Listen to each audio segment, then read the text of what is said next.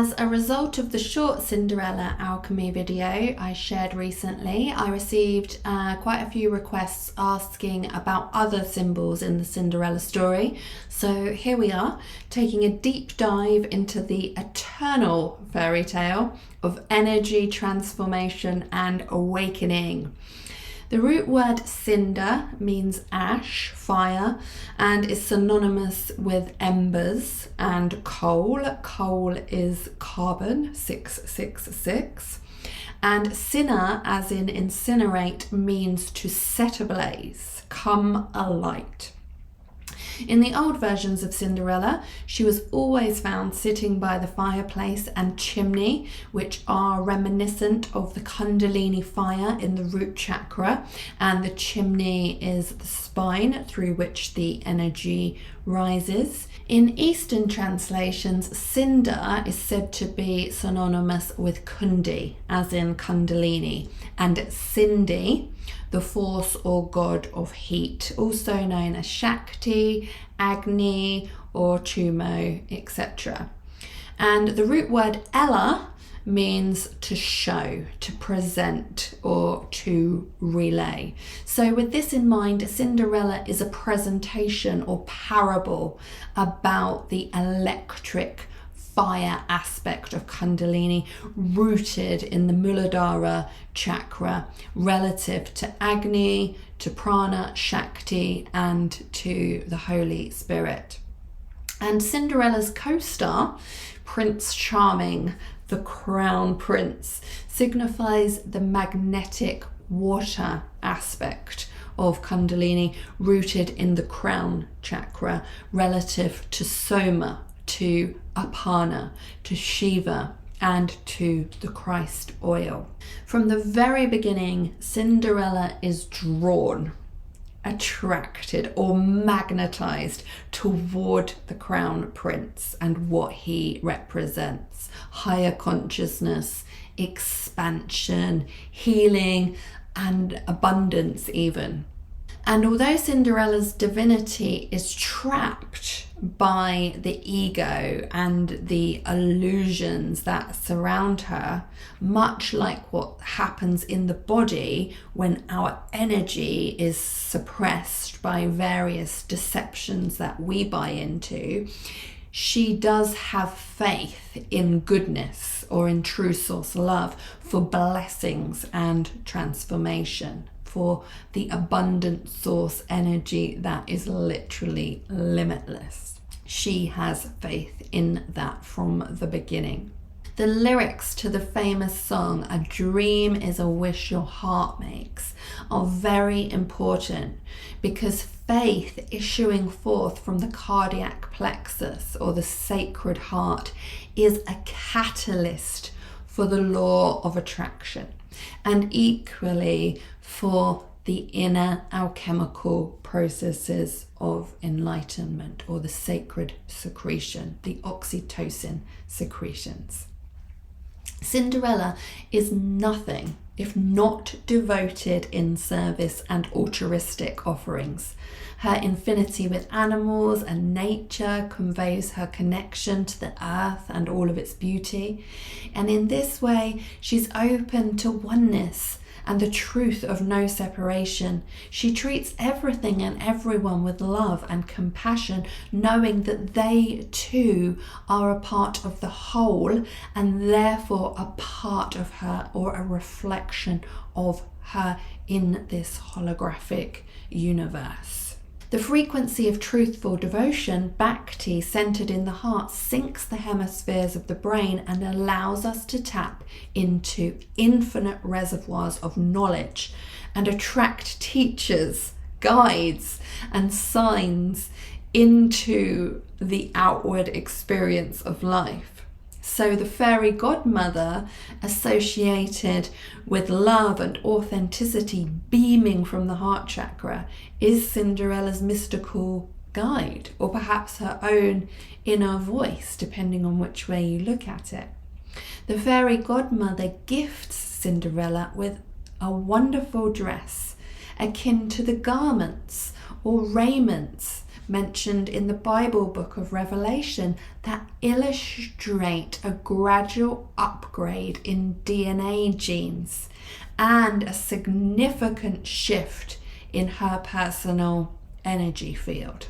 In alchemical texts, fabrics, robes, and cloths of various kinds usually pertain to DNA, the fabric of life, due to the likeness of the many X shapes produced by the weave that are reminiscent of X-shaped chromosomes and the way that they thread together. The fairy godmother also transforms a pumpkin into a chariot. I believe this chariot represents the Merkaba, or the ascension vehicle. In the body, this relates to our breath and the converging of energies that create a portal at the heart center. This portal transports Cinderella to the ball, which we'll come back to in just a moment. But first of all, the chariot is drawn by 4 horses, which again parallels the book of Revelation and the 4 horses that represent the 4 main systems of the body. If you've read Elevation, you might know about this, but the white horse in relation to the spiritual body or respiratory system corresponds with the element of air and oxygen, 888. The red horse in relation to the emotional body or the endocrine lymph system corresponds with the element of water and hydrogen, 1-1.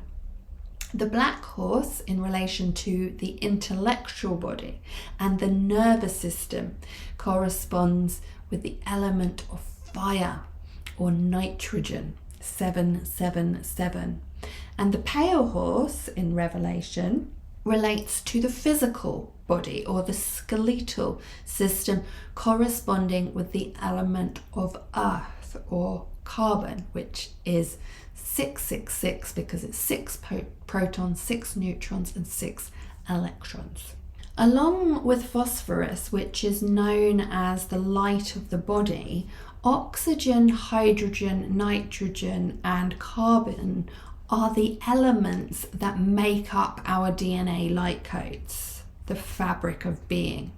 And since DNA transformation is also related to the heart space or the center of the body, T12 specifically, it makes sense that these horses or forces and body systems have to draw or lead the ascension vehicle. In other words, those 4 bodily systems are leading us through our ascension path. The pumpkin is also an interesting choice by the writers to become Cinderella's chariot. How on earth can a pumpkin be a symbol for inner alchemy and the path of spiritual awakening? Let's have a look. Firstly, pumpkins are orange. They have a high water content and they are brimming with seeds. So this could be a nod to the watery sacral chakra, which is represented by the color orange, where seeds, our procreative seeds and the divine seed, are processed and have the potential to be lifted up by the body. Now, water is often associated with emotions because emotions are simply endocrine secretions that have been released into the fluids of the body. That's how we feel them, via the chemicals. Water is also related to the subconscious mind because even after our emotions have passed, the waters still hold their imprints and memories. In this way, the pumpkin, being a vessel filled with water, carries symbolic significance related to emotions, letting go, transformation, and of course releasing old programs.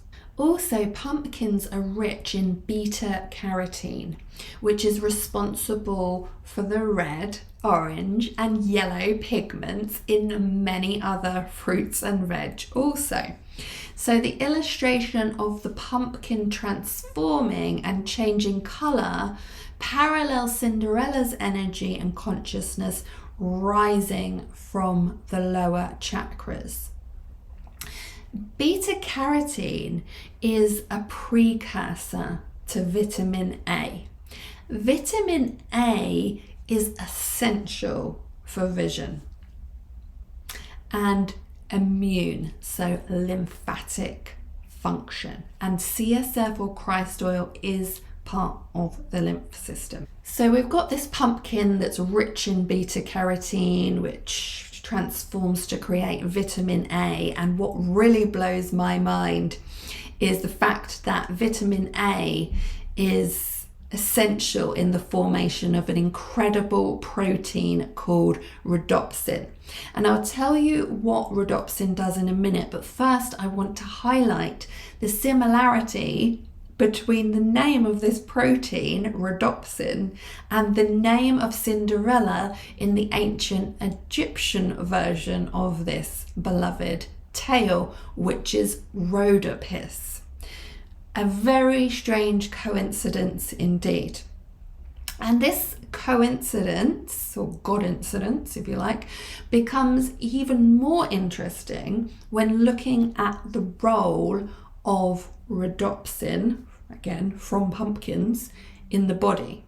Rhodopsin is found in both the retina of the eye and in the pineal gland, so the eye of inner vision, so inner and outer vision being fueled by rhodopsin. According to Brenda Dunn in Being and Biology, rhodopsin captures light and actually initiates the visual perception process, i.e. it facilitates the experience of seeing in both the outer and inner sense. So the images we hold with our two eyes and the images we hold with our one eye or our mind's eye. In this way, we could liken Cinderella, alias Rhodopis, to the protein rhodopsin, in the way that her inner and outer beauty captures the light that is Prince Charming, allowing him, or the crown chakra, to see a new future also. So this is very deep alchemy here, and I'm not sure if it was meant to be in the story in this way, but I just couldn't get over the fact that this was the name of the Egyptian Cinderella, and this was the role of this protein in our inner alchemy. Just so fascinating. Okay, back to the story. Older renderings of Cinderella, such as the Grimm's Brothers version, the Chinese version known as Yi Zhang, and the Celtic story say that the chariot, or the pumpkin, takes Cinderella to 3 different balls on 3 consecutive evenings, and not just one ball like in the more common Disney version. So if we add these 3 days to the morning of the 4th day, when the prince finds Cinderella using her glass or crystal slipper, we have a total of 3.5 days, which, if you've been watching this channel for a while, you'll know that is the time period that is equal to the time that the moon spends in each sun sign during its cycle. And it's equal to the 3-day period that Jesus spent in the tomb during his transmutation before he was resurrected.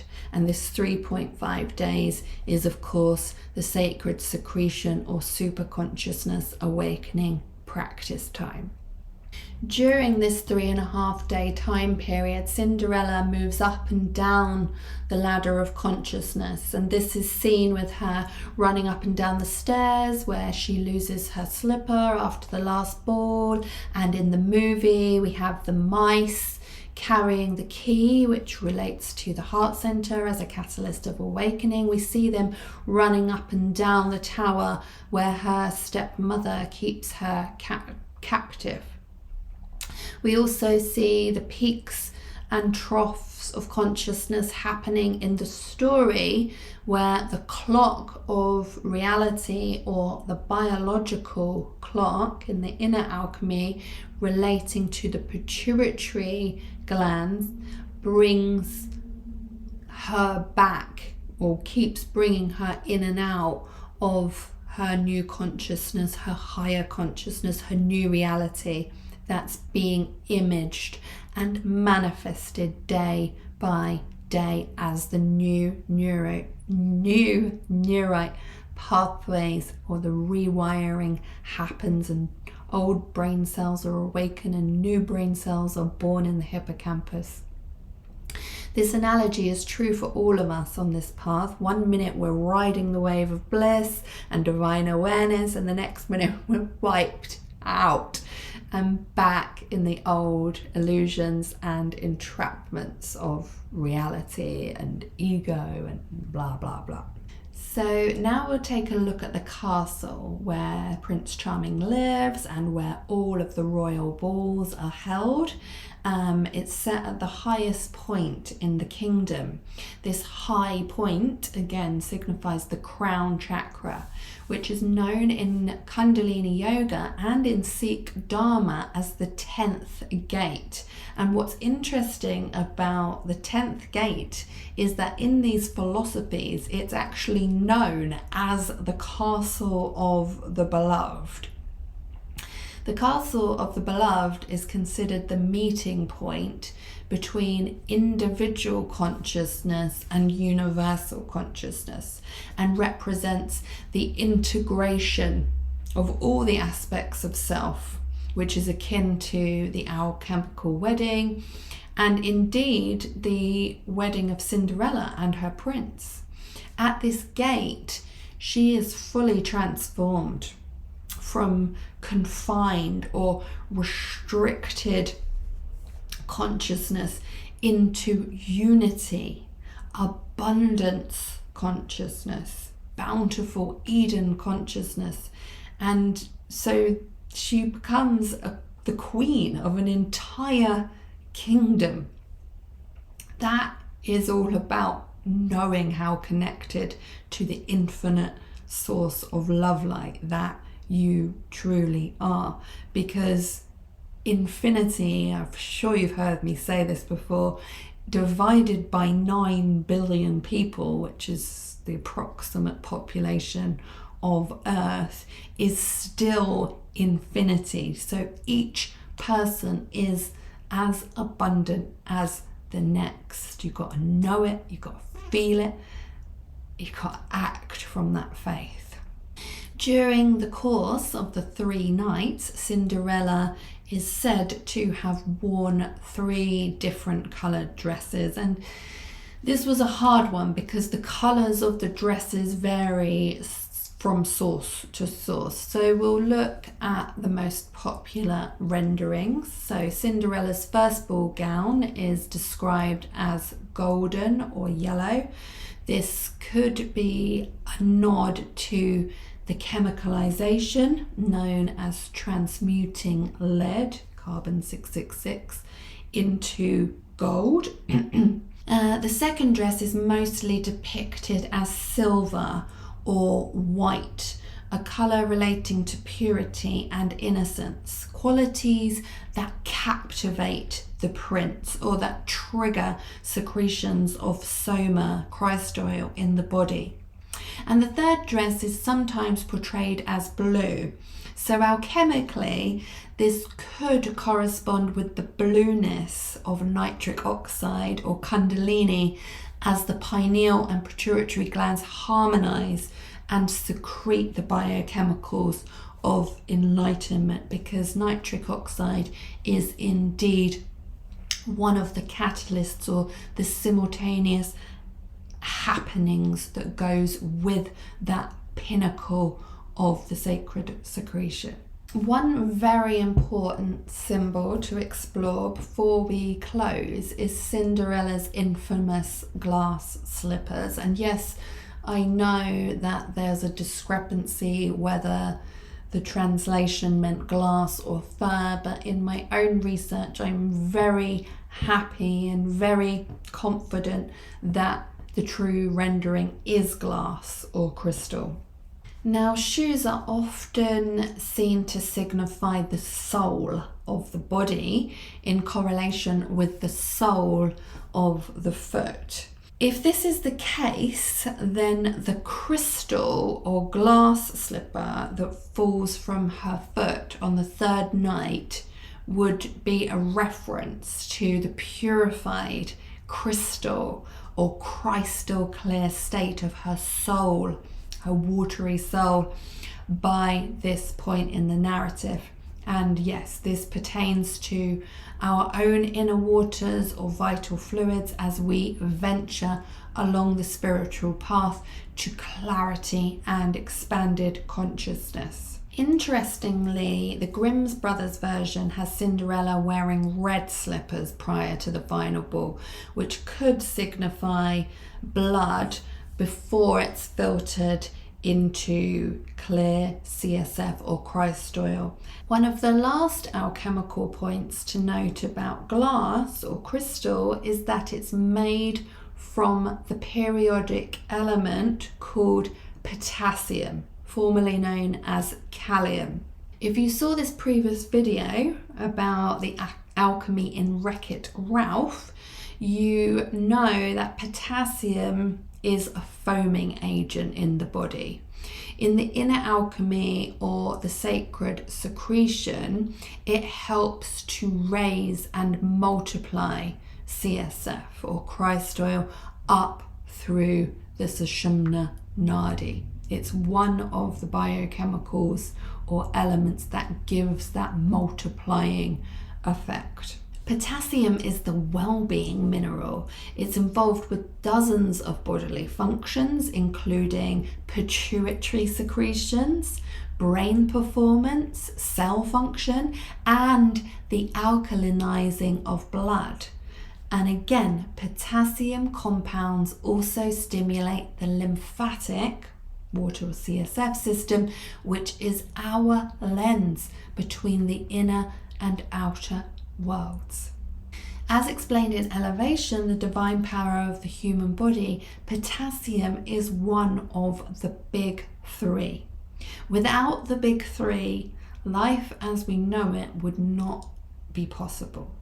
So number one of the big three, potassium, is a bioluminescent luciferin salt, meaning it has its own light and is the basis of nerve fluid. Potassium is the basis of nerve fluid. The heart cannot beat without the exchange of potassium and sodium ions, or calcium and natrium ions moving in and out of cells.